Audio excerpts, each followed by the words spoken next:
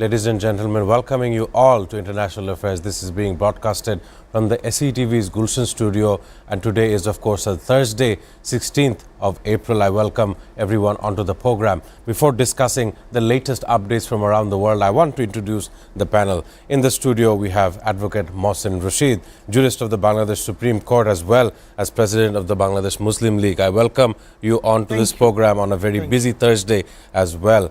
And on Zoom, we will have our SATV's geopolitical correspondent, Norman Floyd Barnes from Washington, District of Columbia. I want to begin with Norman. There has been a decision, a vote of 52 against 47.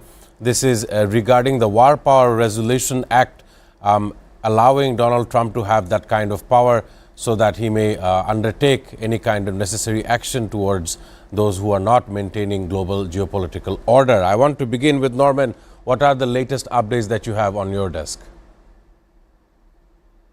Good morning. Yes, you, as stated, the War Powers Act was predictably approved by Congress.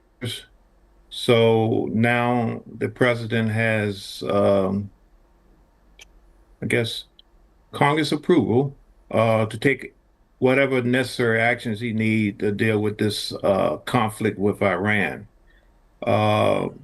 With that said, the shift is now, hopefully, there's another meeting regarding the ceasefire with Iran, and Pakistan is orchestrating that. It looks like that is a great possibility to happen very shortly in the next 48 hours, hopefully. So that has a effect on the stock markets. The markets today was up with that news around the world. It appears that it has a positive effect, small effect, but a positive effect on the economy. And so the trading has reflected that in the numbers. However, the situation is turning towards a different strategy now. Bombs, drones, destruction of property of Iran is not working as the administration hoped it would. So now they're going to go towards an economic battle, implying the word is a secondary sanction on companies, businesses, tankers, whatever, doing business with Iran. This is to pressure Iran to come to terms on the ceasefire and basically stop their economic base, so they are not able to do any type of transaction, bring funds in. Unfortunately, my interpretation is that this is another instrument used to hurt the people. The regime will respond, but the people of the country, again, is going to suffer, just like the bombs. One of our officials stated that this is the equivalent of a bomb. An economic bomb is equivalent of a traditional bomb on the economy and the people there, similar to what's happening in Cuba. So they're looking to basically to starve them out, deplete their resources, so they have to come crawling to the table, pleading for mercy, ceasefire, whatever rules you want to do. My opinion, this will not prevail. Again, the options are now getting very, very, very slim. Military action, sanctions, blockades. Now we're going with secondary sanctions to hopefully to starve the economy, but that's going to have a possible backlash on the rest of the world, particularly the people who are currently dealing with Iran and also dealing in the Middle East. They will have to endure the backlash on this, and it's not going to be good for the inflation and the economy for the United States, as I see it, over the next 6 months. Right. That was a Thank beautiful you. statement from Norman Floyd Barnes regarding all the updates from the War Powers Act to the effects of inflation that may take place in the next 6 months. Coming back into the studio with Advocate Mohsin Rashid, it's important to understand how many times the Congress has or the Senate had tried to block this kind of power act. The War Powers Act in specific, this time around it was the fourth time, and the motion failed to reach the required threshold 47 to 52. It still is granting President Trump military authority. So a little comment regarding that that he has done in the last 50 days in Iran and before that in Venezuela. So it's important to understand where the world is headed towards. We know there are crises that are taking place. In the meanwhile, the White House spokesperson Caroline Leavitt says that there may be more talks in Pakistan's capital, Islamabad, coming ahead. How do you see this? Well, Pakistan has been trying to ensure that peace returns in West Asia. And I think that's a commendable job that they're doing. Though the Indians are trying to poison it. However, you see, what Trump is now doing, he's put about 15 ships or so trying to blockade that's the economic blockade that he's trying to put. But he has been unsuccessful so far because these ships have passed, they've crossed the Strait of Hormuz, Chinese ships have passed with oil, even an oil tanker of Iran passed through it, breaking the blockade, you see. When you have this kind of a blockade, it tantamounts to a declaration of war. And everybody should be governed by international relations, international law, I mean.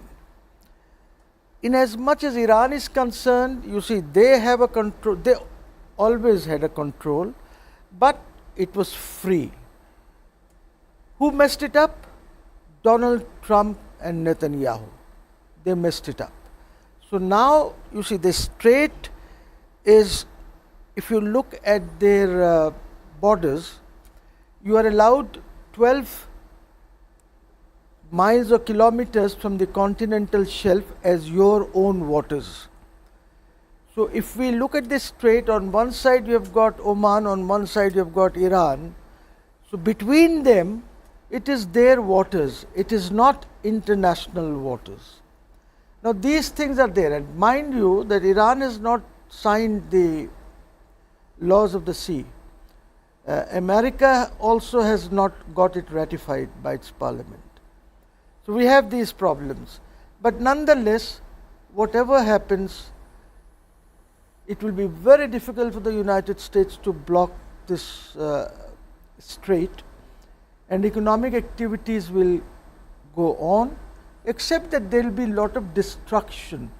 You will lose American ships, the Iranians will lose some ships, maybe some other countries who are, some other shipping companies may lose ships. Already the insurance has gone up. It's Lloyds have raised the insurance, they regularly monitoring it. So this brings a lot of economic disaster. However, having said this, is Trump or the United States in a position to blockade the Chinese? I'm sorry to say they are not. Right. And Trump will not do that. Reason being that Trump is going on a state visit, and he needs this visit very badly. I think it's on the 14th of May or whatever. I may be wrong with the dates. I'm not updated, but he's going on a visit mid-May, 14th of May, I think. So he has to be very careful with what he does. Otherwise, you see, because rare earth is available in many places, but Chinese have 90% of another rare earth which is not available anywhere, and you need those things, those rare earth which is not available anywhere else, for your ammunitions, for your what do you call it, your ammunition, your industry, basically, you need that. So he has to understand, because what the Iranians can do, the Americans cannot. You see, they lost about how many, 24 odd of these drones worth about $700+ million. So America has to be careful, and the American Congress must look at it very seriously, because if things go wrong, it will be a global inflation everywhere, the global recession will start, and I think economic collapse will be there, which is not in the interest of anybody. Right. Because the Chinese are the suppliers to the world. So we have to be very careful. And in this Yes. process, Taiwan, which produces the chips, about 80% odd chips that they produce for the world, I don't know what will happen, because we have witnessed the Taiwanese opposition leader, the lady, she Visiting recently China. visited China and Right. was given a protocol like a head of government or head of state. So I don't know, China is playing its cards very well and very intelligently, unlike what the United States is doing. Unfortunate, it's very unfortunate. Trump has been a very unfortunate president, very unfortunate. He's still looking that if he can get these talks going and this war stopped, maybe he'll get a peace prize. Well, Nobel Peace Prize can always be purchased. Norman can also purchase it if he has some backing. No problems with that. Yes. Interesting discussion that is taking place here on Yes, international affairs. one other point I want to add is that Please. the Iranians are now hinting towards the blockage of the Red Sea if the United States Yes. continue with its aggressive action economically and also with the blockade. So we're looking now, prediction, Red Sea will be the next target. Right, as Norman Floyd Barnes was suggesting regarding the Red Sea and the doorway to the Red Sea, the Bab al Mandab. Of course, it has been contested by Ansar Allah, the Houthis in Yemen, and of course, the canal that connects Asia towards Europe would come under blockade. And if that happens, all vessels will have to take a longer route across, crossing over South Africa into Europe, and that will cause the next crisis, as I feel. Not only so, there is news from several news agencies that suggest that a giant Iranian crude carrier entered Iranian waters after transiting the Strait of Hormuz, despite the US blockade threats. On the other hand, the Central Command said no vessels breached the US naval blockade on Iran during its first 48 hours. You see the contradiction between the two sides. One is saying it has crossed over the strait, while the other is saying that there were no vessels. I want to ask this question to Norman because it is important to understand the economic woes of the last 50 days and how far it will carry on towards the rest of the year. I want to get a comment from Norman. How do you see this?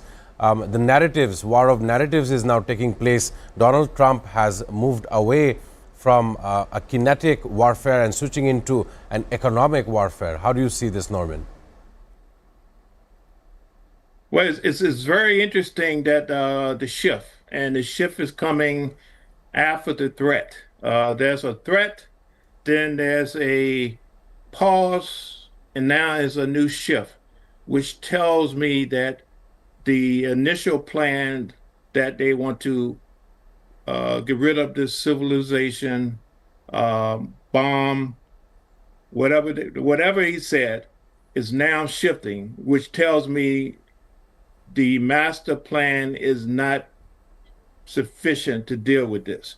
So additional information is being developed that indicates that the Iranian coalition is ready to sit down and just wait this thing out.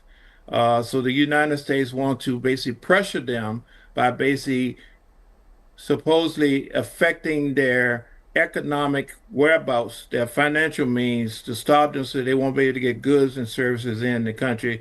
And hopefully that will bring them to the table. Unfortunately, you're dealing with Persians, you're dealing with the different areas. They are used to hardships. You're trying Right. to apply the same hardship that would affect you here at home. It has no effect on the people in the Middle East and the people definitely in Iran. They do not think the way we think. We are very consumer mindset. We need consumption to want to survive. They do not. So this is something that is a how I feel. This is how I feel is that this will not work, will not prevail, and basically I do predict there will be a backlash effect to doing this. Everything we put into the depression, then it will come back to us in other ways, and more importantly, our allies and our Gulf state countries over there, they will scream bloody hell about this situation, this created stress to the point that basically they're saying everything that we are putting pressure onto them, it flashes back in our face, and we are suffering this. You are not suffering in the United States. We are suffering, and we are not going to tolerate this. So I suspect you're going to hear some type of narrative like that come out very soon. Of course, and the narrative is what the millions of peoples and the audience here in Bangladesh and around the world shall be observing. Ladies and gentlemen, it's time to take a short break. However, after the break, we will discuss about Lebanon. In focus, how the talks and ceasefire will last in Washington. Do stay tuned.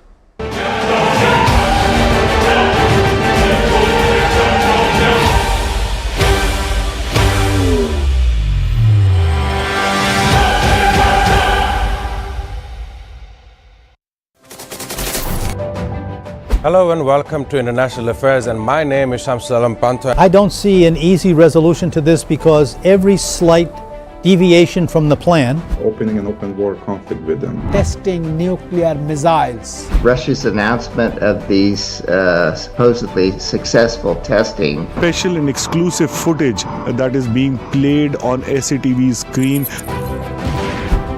Really coming to terms with Hamas. Damage estimated between this entire issue. President Trump is expected to hold bilateral talks.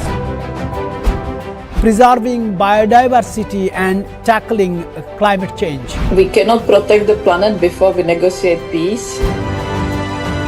Where is it going? Is it understanding the needs of its people before the needs of this global world? For China to come to agreement, they will face better projects. With President Xi of China and President Lee of South Korea. Trump's White House that is in favor of these things. simply not enough action being taken to address the problem of fossil fuels. What their plan initially is towards the Caribbean, a place that has been met with two types of disasters. Bangladeshi students at the same level of opportunity internationally and domestically. International Affairs. Watch every Sunday to Thursday at 2 p.m. only on SATV and SATV Digital.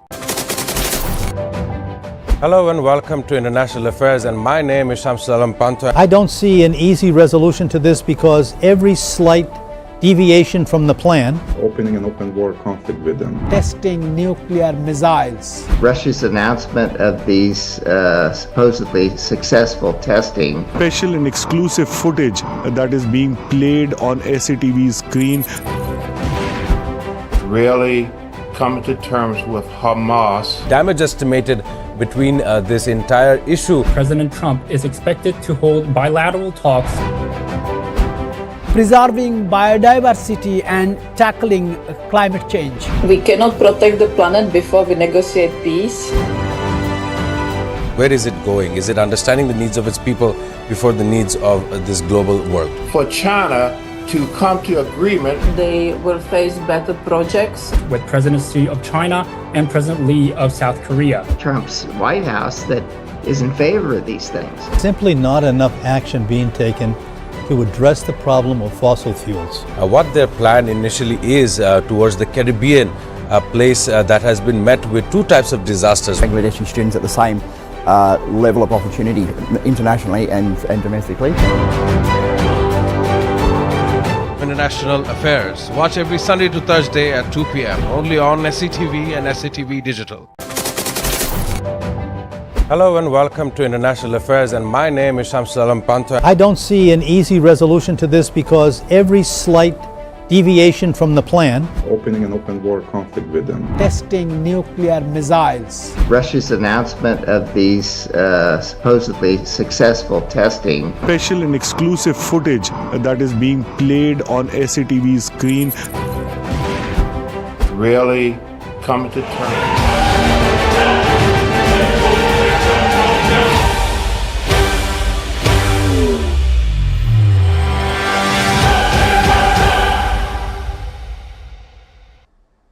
Ladies and gentlemen, welcome back on International Affairs. Today, I'm joined with Norman Floyd Barnes on Zoom through Washington, as well as Advocate Mohsin Rashid in the studio.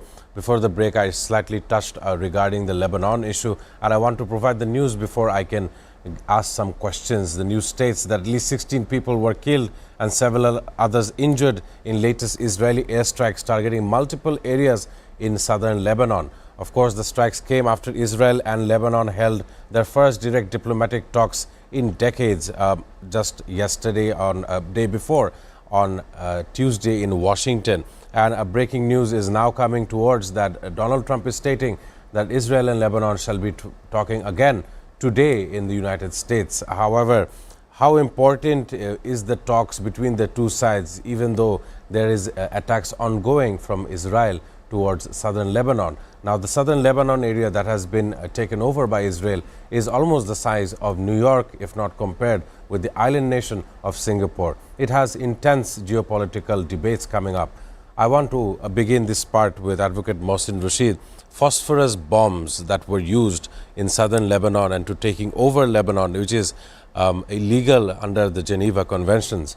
It is quite important to know the nexus between Iran, between Yemen, as well as Lebanon, and what they stand against. Benjamin Netanyahu came last weekend with a televised address. He mentioned how Israel is under threat from so many nations, almost 6 in Middle East, who wants to see Israel being destroyed. However, right now, the destruction is happening in southern Lebanon, and that is a matter of concern. How do you want to understand this situation? Well, it is extremely concerning for all of us because that's an independent nation.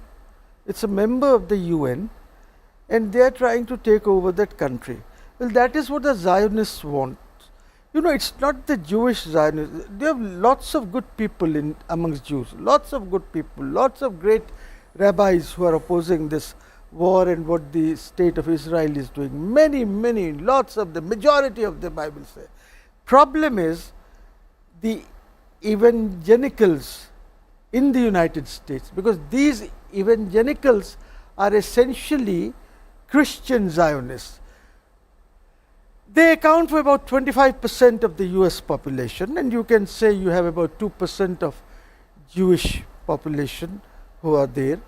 Now, this Zionist population is a problem because they want to take everything from that river in Egypt right up to Euphrates. Now, Lebanon comes within that, Jordan comes within that, Syria comes within that, Saudi Arabia comes within that, Iran doesn't. So, you know, problem is with these Zionists.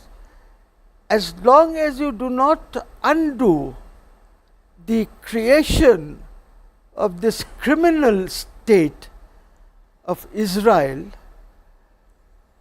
through another agreement, just as you had the Balfour Agreement, which created Israel, you have to have another agreement for the sake of humanity to undo the state of Israel and recreate the state of Palestine, where Jews can live, Christians can live, Muslims can live together. So I would suggest that the Americans, I am not talking of the evangelicals, I am saying the Americans, they must consider, and I must ask Britain and the French who were involved in the creation of this state, they have also got to think. You know, French is a state which gave us Renaissance, they gave us so many theories. America is a country which gave us human rights, liberal democracy, and things like this. And today, what has happened to the United States? What has happened to these people? Up to 1960, when Kennedy was there, situation was different. What has happened? What has happened? Where has the human rights gone? Where are the thoughts for mankind gone? You want to kill and starve people today with economic blockade. You have been bombing. Imagine the destruction that has taken place, the lives that have been lost, women, children. Can somebody feel within itself? Can Trump feel anything? That madman is sitting on his truth or whatever, and he is awake at night. Truth Social, he is awake at night every 5 minutes. Yesterday he gave 11 of these, including posting a few videos. He still thinks that he is Jesus Christ. I mean, it's madness. 25th Amendment, this is the time for it to be introduced. But unfortunately, Rubio will not do it because he has his eyes on Cuba. So it's so unfortunate. I mean, America has become a country of unfortunates. And you see, you are no more in the powerful global. You are a descending state, not an ascending state. People should understand this. It's time that the Americans realize this. It's time that they bring in the 25th Amendment. Calls must come. I mean, you cannot destroy mankind. Look at the madman. He is saying he is going to destroy civilization, as if only civilization is there in Iran. There is no civilization here in Bangladesh. There is no civilization there in the United States. We human beings, the mankind itself is civilization. So what is he talking? I don't understand. Senate, the Congress, the House of Representatives, and J.D. Vance, the other guy, Rubio, they must take the cabinet into confidence and get rid of this man. We don't mind if a person from this rustic state of Ohio becomes the president, who is today the vice president. He has now gone into the elite class. He comes from a very low class. But the deep state, which manages people and creates elites in the United States, have created him. Today he doesn't talk of the poor people. Today he doesn't talk of the background that he comes from, because he's an elitist now.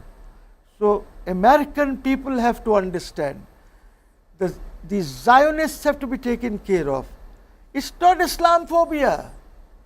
It's these Zionists, evangelicals and the Jew Zionists. Jews, I'm not talking. Jews, I like them. They're lovely Jews, great Jews. I met Jews in New York. Such lovely, it was great talking to them. It was great listening to them.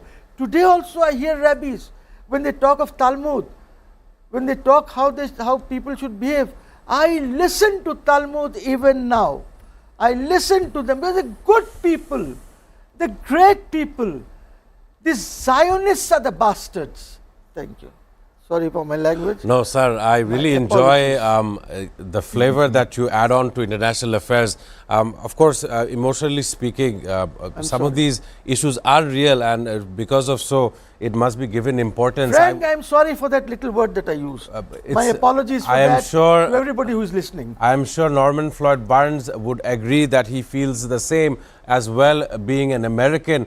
I want to add on to a question as well. The US is sending an additional 10,000 troops to the Middle East. Of course, that is important to understand where the war shall be headed. And I took out from Advocate Mohsen Rashid's statement regarding Italy, regarding the Pope. Of course, the Pope stood up to a character like US President Donald Trump. And Trump has turned on Giorgia Meloni, a leader of Italy. Two posts last night on him, on the Pope.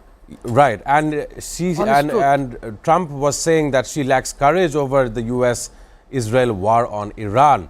I want to get a reaction from Norman Floyd Barnes, as you were hearing in the studio, as well as the details that I have provided. How do you see this? And of course, Donald Trump is looking forward to not having taxation on tips for riders that are delivering DoorDash. I believe that was an incident that happened on the White House lawn. I want to know how you felt about all of this combined. Well, one word, one hot mess. Again, this is a campaign to get the people who are in power to control the world. It's not going to happen. I mean, we're spinning our wheels. We're blowing up stuff. We're tearing up infrastructure. We're killing people, but still, their plan is not going to work. It can't work because the plan involves people. And if you don't have people, you're not going to have any type of success, no stability. The military can blow up things, destroy things. Situation in southern Lebanon, they want to create this buffer zone. Again, another Gaza, another situation like that, and they want to destroy so people can't live. So this is a process that's been going on and on and on. It's been repeated. You can close your eyes and predict exactly what they want to do. They're on this campaign of land grabbing and basically creating a situation where they feel safe. Well, you're not going to feel safe because the way you treat people, you're never going to be safe anywhere on this earth, this continent. You may win a battle here, you may win what we call a situational war, but you're not going to win the big battle, conquest of people. People will not tolerate this. Is nowhere in the journals of the world where have ever been successful. You may hold it for a minute, but you're going to dissolve in your own sweat and spit. You're going to kill yourself. Basically, by the greed of this land grab and this process of taking people property, taking people goods, controlling how people think and feel never works. Never works and would never work. You hold it for just a minute, but that's all you're going to have is a minute. And the next couple of generations are going to have to pay for this. And people have long memories. It goes on generational. So the dirt you do today, you're going to reap it 100 times tomorrow. Right. Very important, the imagery of how today's effects, today's decisions will have a long-term impact across the world. A very drastic news that had come up in the last 2 days, as Norman mentioned, safety. I hope I can get a very small comment. Dual school shootings have rocked Turkey on the geopolitical arena. Of course, students, at least 16 people have been injured after an ex-student fired on high school students in southern eastern Turkey. This comment comes almost a week after Benjamin Netanyahu's sparring with Recep Tayyip Erdogan, the leader of Turkey. I want to know how Norman feels about it. Very short about it, a very short comment. The strike on Iran started with almost 200 plus students, school-going students being killed, and today we see such a terror attack in Turkey, destabilizing the nation as a whole. Your comment, Norman, before I can come back to the studio. Yes, I mean, what you're seeing is a perpetual psychological effect. These conflicts is happening around the world. This could have been Minnesota, could have been Los Angeles, could be in Turkey. It's going to continue. People are not, because of the advent of AI, you can watch and see, and people are now looking and see, in this situation, where do I fit? Most people say they don't fit. Some people can't handle that, and they act out and take extreme measures. Right. Of course, thanking Norman Floyd Barnes, very important commentary by Norman to get the American perspective, American views, American beliefs, and the things that is most affecting common Americans in mainland America and worldwide. Ladies and gentlemen, it is time for another short commercial break. Please stay tuned.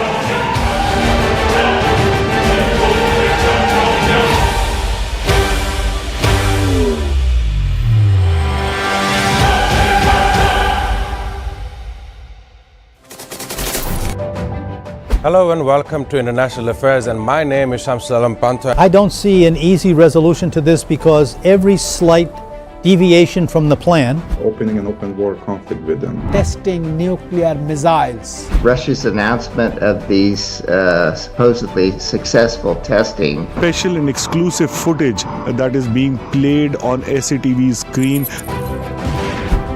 really coming to terms with Hamas. Damage estimated between this entire issue. President Trump is expected to hold bilateral talks. Preserving biodiversity and tackling climate change. We cannot protect the planet before we negotiate peace. Where is it going? Is it understanding the needs of its people before the needs of this global world? For China to come to agreement, They will face better projects. With President Xi of China and President Lee of South Korea. Trump's White House that is in favor of these things. Simply not enough action being taken to address the problem of fossil fuels. What their plan initially is towards the Caribbean, a place that has been met with two types of disasters. Bangladeshi students at the same level of opportunity internationally and domestically. International Affairs. Watch every Sunday to Thursday at 2 p.m. only on SATV and SATV Digital. Hello and welcome to International Affairs.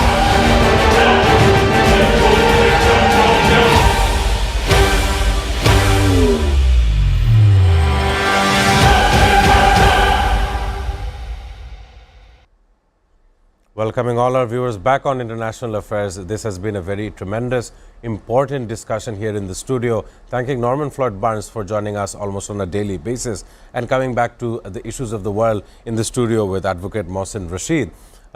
Given the situation of geopolitical affairs, Bangladesh's position, how we can try to project our importance on the global arena, what are the sectors in Bangladesh where we can export our talents, and of course the situationship that we live in a very powerful neighborhood. We are surrounded by intense powerful countries. We're surrounded by India, we're surrounded by China, and of course one cannot ignore Southeast Asia, the rising nations, Malaysia, Thailand, Singapore, Laos, Cambodia, Vietnam.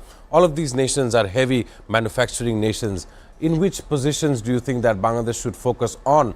I know for a fact that various energy facilities are declaring they have been shutting down in the region of Khulna. And not only so, Eastern Refinery had said 14th of April that they are shutting down its operations.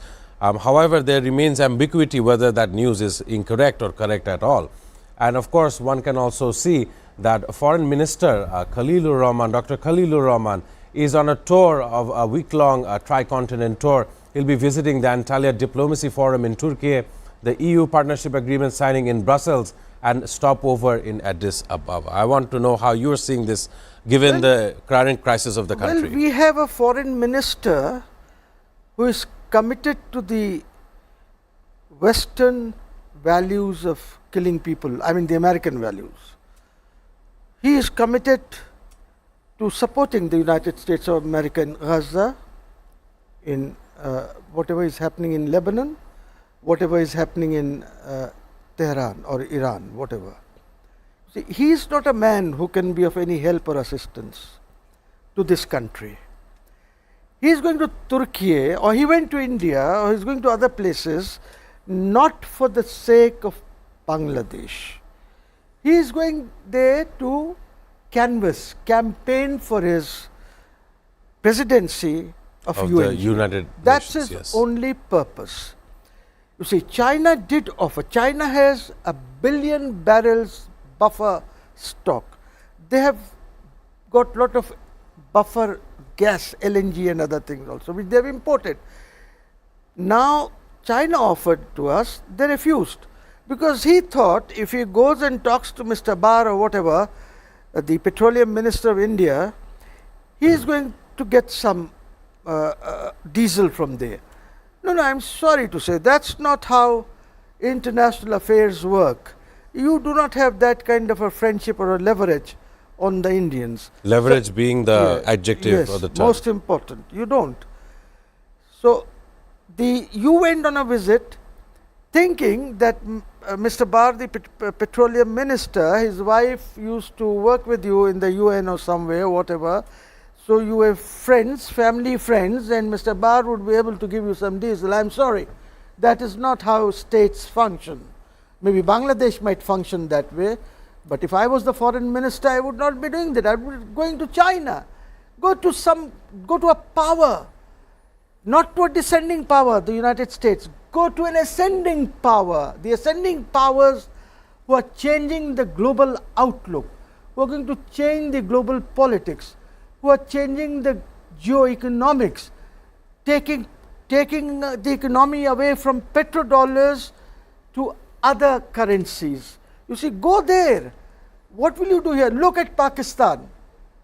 There are many people here who will say, oh, Pakistan is all shit. No, it's not. Their status has gone up like nobody's business. Right. Today, they are one of the topmost countries in the world. What are you saying? They're the fifth or sixth nuclear power. Apart from that, look at their diplomacy. Just see how they escorted the Iranian delegation, how they gave a message to Israel, do not try to misbehave or do anything. Our fighters are escorting them. They created a lane, a totally safe lane for the Iranian delegation to come in. It's a projection of power. Yeah, it's a projection of power. Look, even when they went back, they showed the same power. Nobody had the guts to do anything. Today, it's again Pakistan which is bringing them back to the table. The field marshal, the army chief is there, along with the home minister. They'll bring the Iranian delegation back. And what the Indians are saying, I just saw a clip. They're talking that when J.D. Vance goes to Pakistan, will he be safe? This was Times Now, India. Will he be safe? Asking whom? Asking Sergio, the ambassador of the US to India. And Sergio took a lesson of them. He just bullshitted them like nobody's business, you see. If you see the clip, you will find out what it is like. Maybe I'll send the clip. Of course, there is an example that I have as well. Victor Gao, a Chinese lawyer, appeared in Arnab Gosnavi's debate with Arnab, in which he thanked Pakistan. And the minute Arnab had tried to discourage him to talk even further. Yes. So that is a clear indicator. I saw that too. I've seen that clip also, Gao's clip, know, with Arnab. So, you have to understand what is our position, with whom we are working, and actually this government should not have kept Khalilur Rahman as the foreign minister, but I think they might have had some pressure from somewhere, or maybe they might have thought that since he has negotiated deals with America, he can negotiate more deals. Maybe the IMF program can be successful. Maybe we can get money from World Bank, ADB or whatever, because these are the institutions, the Brent institutions are controlled by them.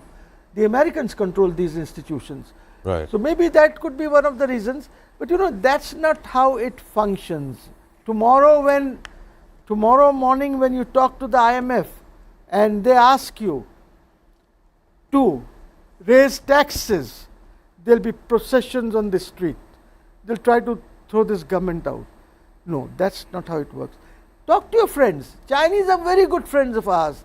Talk to the Middle Eastern countries with whom President Ziaur Rahman had excellent relationships. Go back, talk to them. See, Ziaur Rahman was successful because he had a great foreign minister in Professor Shamsul Haq. You have a nonsense of a foreign minister in Khalilur Rahman. Reorganize your cabinet. I have said, get people from outside. Make amendment to the constitution. Instead of 10%, make it 30%, so that people can come and help this government. This government has come at a very bad time. It's a very unfortunate situation for the Prime Minister. But nonetheless, he has to resolve this. So create those situations so that you can get help from other people. You can get good foreign minister. I know there are people who can help you. You can get good health minister, good finance minister. Reza Kibriya could have been a good finance minister, but you ignored him. Why, I don't know, because he's one of those who can balance the budget. I don't think if your finance minister is in a position to balance the budget, he cannot balance the budget. You are proposing a 900,000 crore budget, and then during the year you will be cutting down on the annual development programs because you will not be able to get that money. So work with people who can do something, who can help you. Of course, very important issues that were raised by Advocate Mohsin Rashid, given importance to security, education, agriculture and foreign relationships. These are the mechanisms our government may use to provide a betterment, a better governance of the people of this nation of 200 million people. With that being said, I want to thank Advocate Mohsin Rashid for your contributions, insights, thoughts and vibes regarding international issues as well as local issues.